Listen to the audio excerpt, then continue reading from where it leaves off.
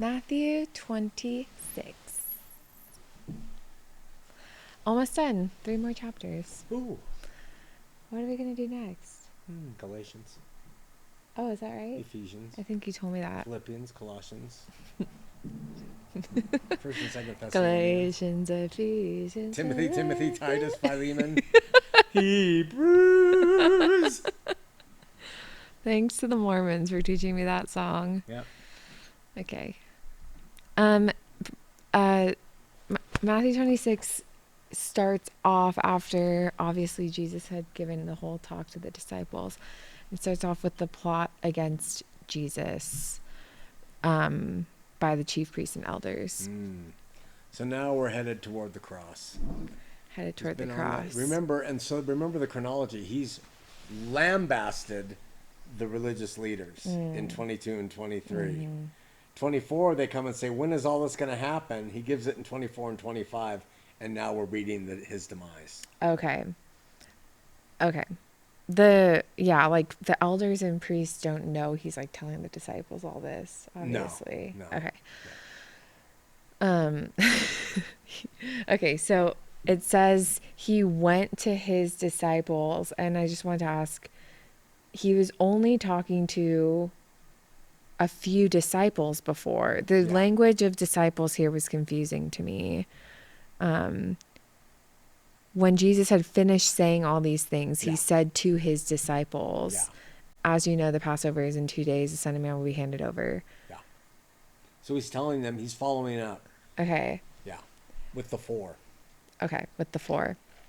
And again, we know it's those 4 how? It didn't say in this because it says in the other Gospels, I think it's Mark and Luke, that say it was Peter, James, John, and Andrew who were there on the Mount of Olives asking him those questions. Okay, and he says, as you know, the Passover is in 2 days. The Son of Man will be handed over to be crucified. I want to ask, why was it on Passover? Okay. Back in the Old Testament, when if you follow along enough through Genesis, we know that the nation of Israel and the 12 sons are in Egypt. Okay, 100 and some odd years are going to pass, and they're going to be put in bondage. All right, and so God tells Moses, after he's out in the wilderness forever, I want you to go back and set my people free. And so Moses goes and he says to Pharaoh, through Aaron, his brother, hey, set the people free. And Pharaoh says, no. So he puts a plague on him. Okay. And he puts another plague on him. And he puts a whole bunch of plagues on him in a row. None of them work. So finally God says, take the firstborn sons. And Pharaoh had firstborn sons. And he said, and this is how you'll protect yourselves, nation of Israel, when the spirit of death passes over you.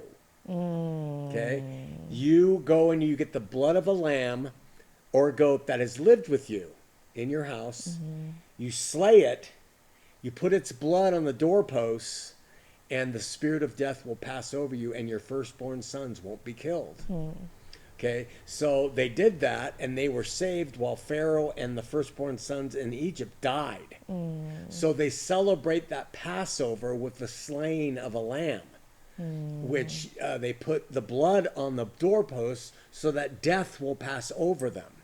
So this Passover is happening, the celebration in Jerusalem. And at that Passover, anybody in the world who's a Jew, who's male, has to come to Jerusalem for that celebration. Okay, they're mandated to make that migration there. So now they're coming up to the Passover where Jesus is the Lamb of God. Wow. And he will be crucified the very time of day that they kill the lambs. No. Yes, the very time he's on the cross of Passover, dying for the sins of the world so that the spirit of death will not kill us. Yeah. I did not know that. Yeah. So all the Jews come and they pack in that city for the Passover, and Jesus is out there, and they've decided unlawfully to take him and kill him. Wow. Yeah. So what he does right before is he establishes a meal for them to eat, the disciples and him, and they're celebrating this together. Yeah. Wow. And that was not intentional by the priests and elders, Oh, hell right? no. They didn't know. But they did. It's their Yeah, but they didn't Passover. know they were killing the Lamb of Oh, God. oh, Yeah, oh. no, they got. But yeah, like why would they have scheduled it at the time of their They hated him so celebration? much. It was an illegal trial. They should have waited for the following week or whatever, but Yeah. they wanted to get him. And so all sorts of things that they did Yeah. expedited it to happen right then. That's why they took his body down quickly and put it in a tomb because they Yeah. couldn't stay up over the Passover, which was dawning on them that night. It was getting dark, and they're like, get his body down, break his legs. We got to get rid of him. He can't be up during our Passover. And he was the Passover lamb. That is so crazy. Yeah, and they've been doing those lambs way back, all the way in Exodus, as proven by the Bible. The Jews do it, and that's why they have on their doorposts, and they have all Yeah. the symbolism comes together in him. Yeah. So mezuzah, that's what that Mezuzah, that's a is? doorpost thing, but that's part of the law, Oh, not the oh, oh. Passover. Okay. That's crazy. The whole thing is so unbelievable, the whole story as I've continued to read, but that is like another level. Gnarls Barkley. Yeah, How do we know? Oh, because you said 3 p.m., yeah, right? yeah. It says around 3 o'clock.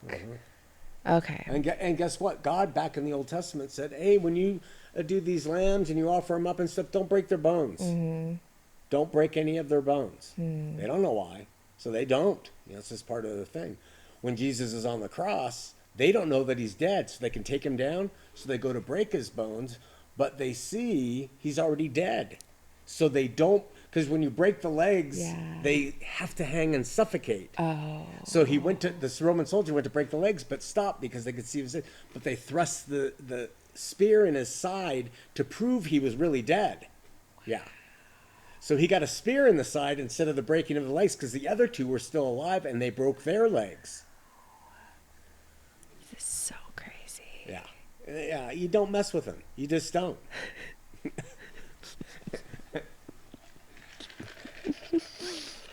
Okay. Wow.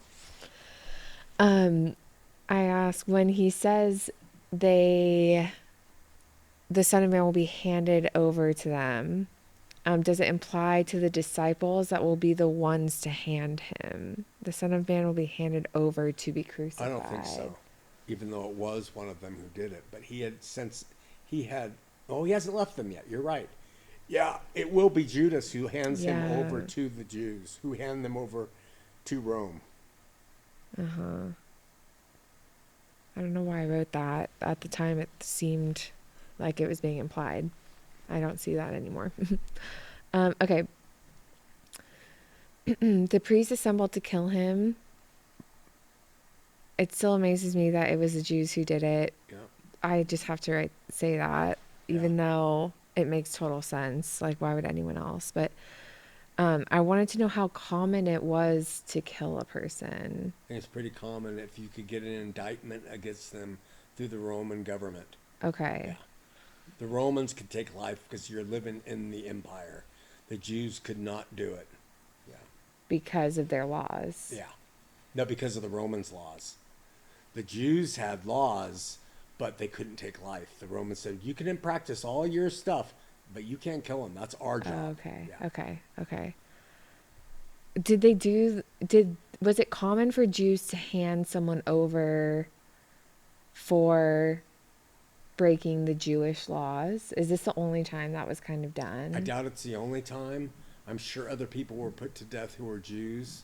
I don't know By how the often the Jews. Jews had a hand in turning them over because they couldn't take life. So, for instance, Barabbas was a Jew, and he was one of the thieves. So he was turned over, to kill. The Jews thought, you deserve death. We don't get to kill you, but here, he's done this, kill him. Wait, I didn't read it wasn't he freed? He was freed, yeah, but he was sentenced to death. He was sentenced to crucifixion. Yeah. I see. So it shows that they did have the practice of submitting Jews to the Roman punishment of death. Okay. Yeah. Okay. But like clearly Pilate is like, we'll get to it, but he's like wanting to defend Jesus. Totally. And like in defense, Yeah. like it doesn't seem that common. Maybe it is more common. It's just that this one Pilate knows that he's innocent, Yeah. and so he doesn't want. Okay. Yeah. Plus, Pilate's wife comes to him by night. Yeah. Says, don't have anything to do with this. I had a dream. Okay. Yeah. Do So- we know about that dream eventually? Pilate? Matthew doesn't talk about the dream at all. No, we don't know. Oh. No. I want to know about that dream. Yeah. I wish it was Never recorded. included. Okay. Woman anoints Jesus with perfume in Bethany. Disciples were indignant. They said that they could sell that perfume. Yeah. It's called parsimony. It's when you. I would have called it parsimony. Thinking of that word. Oh. Sorry. Yeah, it's when somebody comes in here and says, "Yeah, you guys could sell those microphones and give your money to the poor." Oh. It's one-upping people on what they could do to be better. you know. Okay. So that's what Judas led, and the other disciples agreed. They said, "That's an expensive thing of perfume you're using on him. Yeah. Come on." Yeah, I see. Yeah. Okay. I thought they were being like business people. No. Like you should be profiting off of this. No, they're using God's name to what's holy. I see. Okay. So, and Jesus defends her for preparing his body for burial. Yeah. Why, like, what is the significance of that detail? It's Why is just- this mentioned? It's just like if you knew someone you loved, let's say your grandmother was going to die, and you were spending your time curling her hair. And someone came in and said, "Why are you curling her hair? You know, you could spend your time helping the poor outside." And my mom, who's dying, says, she's helping me get ready for my burial. She loves me. She's showing me attention. I see. And that's when Jesus will say, you know, you have the poor with you always. Okay. I'm not going to be with you always. Okay. Okay. I see. Okay. That's really interesting because, like, my black and white thinking would think Jesus would say, yeah, don't worry about me. Go out. I know. But he will do this to show, don't take what I'm doing lightly. Yeah. This is something that, you're right. I am nothing. I'm in flesh. But you know, he will play the other side. And it is shocking because you think he would always be, oh, no. Yeah. But that shows it's not about that stuff. It's about what's real. Yes. Yeah. Like, there's a time and place. There is a his- time and place, yes. Yeah. So while I am absolutely irreverent toward a lot of things, I would never be irreverent to the things that are really important where other people are. You know? Yeah. Yeah. That was a serious one. Yeah, it was. And doesn't he say in that instance, and she will, every time I'm spoken of, what her act will be known around the world. And by virtue of us sitting here in 2023 talking about it, it's fulfilled right now. Crazy. Yeah. Wherever the gospel is preached throughout the world, what she has done will also be told in memory of her. That is so heavy. Mm-hmm. Wow. He chooses things, even knowing of him and everything that he went through. I'm still surprised at things that he does. Oh, yeah. He's throwing curveballs all the time. You're not going to get it, man. He won't let you. Wow. Yeah. Really interesting. Okay, so Last Supper, Judas agreed. Oh, Judas goes to the priest and negotiates, what will you give me? I was just wondering how much is like 30 pieces of silver? They Do have you know? computations, and they're all different because currency exchanges change constantly, day to day, so it's impossible to know. Any like roundabout? Like back in the day, it would be like 30 pieces was like $300 or something like that. Oh, okay. It wasn't gonna, but $300 would go a long way in that day and age. Yeah. Okay. But that was the common price for a slave. Oh, I didn't know that. Yeah, of the day, 30 pieces of silver. Okay. All right. So there's a reason for the 30. Okay. Do you think... I wondered if you thought like Judas doing that was prompted by this perfume incident that had just like preceded it. Or was it like a grudge that he was building? Like, was it impulsive? I think it was impulsive. Jesus says he knew from the beginning who he chose. Yeah. Sketch. So, and the thing that's beautiful about that is he never called Judas out. He didn't treat him differently. He put him in charge of the money, and he was out for money. So you're all the wisdom men talk about. Well, it wouldn't be wisdom to. Jesus doesn't care. He put Judas in charge of the money, and John will later say Judas did this. He said this about the woman pouring the oil, not because he cared about the money being sold for the poor. He said John said he didn't care about the poor. He cared about the money. So there's a tie-in to money with Judas all the way through. Is it connected to this? Perhaps. Okay, that makes sense. So I'm not going into these details. So Yeah, just keep going. Whatever it is. We have about 5 minutes left. The Last Supper, though, now begins. Yeah. On the first day of the festival of unleavened bread. Oh boy. What a funny festival. Why is it called that? Because they rid their houses of all leaven. Why? Let me ask you, what does leaven do to bread? It puffs it up. Right.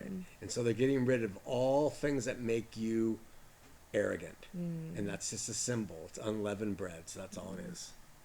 But they have a festival of unleavened Yeah, bread. they had festivals for everything. Don't ask me. Okay. Jesus says one of you will betray me. They don't know who it is. But yeah, and I guess I was wondering, like, Judas already had betrayed him. I think there's a problem with chronology there. If you look at all the accounts, you're able to see that Jesus first tells Judas, go do what you have to do and do it quickly. And then he goes and does it. So however this is reading is not chronologically correct. If it's saying that Judas first betrayed him and then came to the Last Supper, that's not correct. Yeah, not correct, No. just plainly. It's not correct, no. It's No, we know from all the other accounts that he first went to the Last Supper. He may have negotiated somehow, but it's like he went and said, "What would you give me?" Oh, okay. But it says they counted on him for 30 pieces of silver, and from then on Judas watched for the opportunity. So like that seems like the betrayal The deal in was itself. done. Yeah. But And he then wasn't. the Then he supper. didn't go and actually do it yet. No, has not done it. But Jesus says, "Truly I tell you, one of you will betray me." And they say, "Surely you don't mean me, Lord." And he said, "The one who dipped his hand into the bowl will betray me. The Son of Man will go just as it is written about him. But woe to that man who betrayed the Son of Man. It would be better for him if he had not been born." Yeah, and so when people try to defend Judas, like Martin Scorsese did The Last Temptation of Christ, and he said Jesus took Judas aside and said, "You're going to betray me." And he's like, "No, no." And he's like, "You're going to do it. I need you to do it for this to happen." So he made him benevolent. Passages like that show, no, you are doing an evil thing. It's better you weren't even born. Now that's a gnarly statement. The whole, like, what is known ahead of time is so trippy. Like, that last episode is tripping me out because, like, Jesus technically shouldn't, like, maybe didn't even need to happen. Oh. And so now Judas didn't even have to happen. But you can't do that because it happens because it needs to happen. Yeah. But you're going through the whole thing. I can't figure that out. Sorry. I'll stop that. It's all right. But, okay, so the one who dipped his hand in the bowl with me, what does that mean? He's saying we're all eating here, and the one whose hand is dipping his bread in the bowl with me is the one who's gonna do it. And I always find that to be so, young men treehouse stuff. The one who dippeth his bread. I mean, what was the biggest move in the upper room when they were having that meal? And right when Jesus says that, it was this.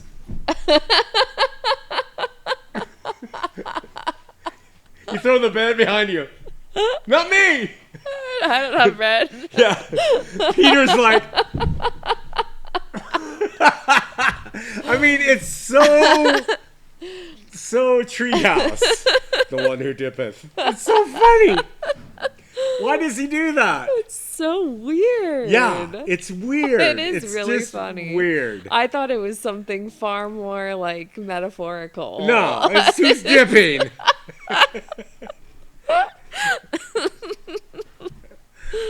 And they're all like, "Is it I, Lord? Is it I?" It's like, And what they didn't write is he said it's not only the one who dippeth, but he taketh all the salsa. he has a mouthful of Yeah. salsa. You can make a freaking comedy skit out of that. Endless comedy. SNL. Life of Brian is a movie that takes all of this and makes fun of it. Oh my gosh. Oh yeah, yeah, and it's hilarious. Oh, well, I bet that's funny. Yeah. That scene would be really funny. The one who dippeth. I mean, come on. How could you not laugh at that? That is so good. Oh my gosh, we're at 20 minutes. It goes like that. It We'll goes do the like Last that. Supper on the next one. There's a lot to talk about. Yeah, that sounds good. Okay. Thanks all. Thank you. Bye. Bye.